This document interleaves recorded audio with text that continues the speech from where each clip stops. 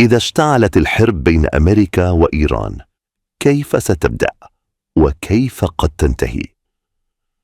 في الشرق الأوسط لا شيء يبدأ فجأة، كل شرارة يسبقها احتكاك طويل، واليوم يقف العالم أمام مواجهة محتملة بين قوتين، الولايات المتحدة وإيران.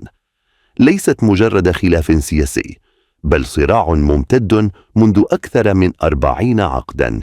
لكن السؤال الأخطر الآن: إذا انفجرت المواجهة، كيف ستدار؟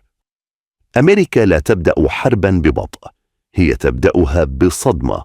في الساعات الأولى قد تنطلق صواريخ توماهوك من مدمرات وغواصات في الخليج، وفي السماء تحلق طائرات شبح مثل F-35 لايتنينج 2 تخترق المجال الجوي دون إنذار.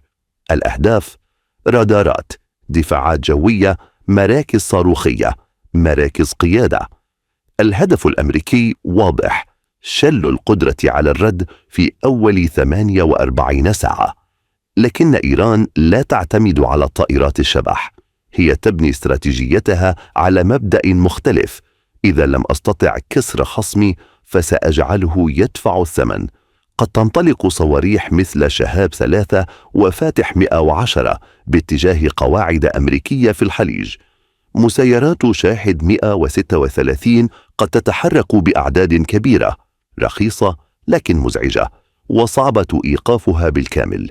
وإذا توسع المشهد قد يدخل حلفاء إيران في المنطقة على الخط، فتتحول المواجهة من ضربة مقابل ضربة إلى جبهات متعددة. الخطر الحقيقي ليس في الضربات الأولى، بل فيما بعدها. ماذا لو أغلق مضيق هرمز؟ ماذا لو ارتفعت أسعار النفط إلى مستويات قياسية؟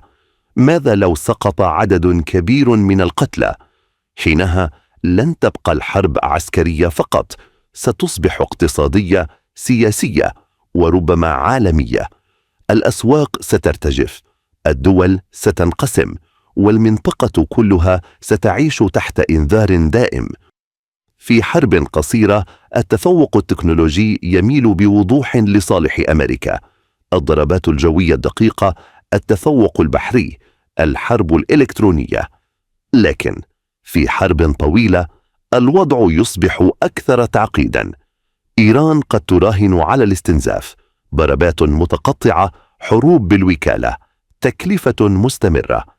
أمريكا قد تنتصر عسكرياً، لكن السؤال الأهم: كم ستدفع من وقت ومال واستقرار؟ لأن الطرفين يعرفان الحقيقة: الحرب الشاملة قد لا يربحها أحد بالكامل. أمريكا تعرف أن الشرق الأوسط لا يدار بالقوة فقط، وإيران تعرف أن المواجهة المباشرة غير متكافئة. ولهذا نعيش اليوم في مرحلة أخطر من الحرب، مرحلة الردع. كل طرف يلوح بالقوة، لكنه يحسب خطواته بدقة. العالم اليوم ليس في حرب كاملة بين أمريكا وإيران، لكنه أيضا ليس في سلام. هو يقف على حافة: خطأ واحد، صاروخ في المكان الخطأ، حسابات خاطئة، وقد تشتعل المنطقة بأكملها. السؤال لك أنت: هل ترى أن الردع سيستمر، أم أن الشرارة قادمة لا محالة؟ اكتب رأيك في التعليقات، واشترك لدعم التحليل العميق بعيداً عن الضجيج.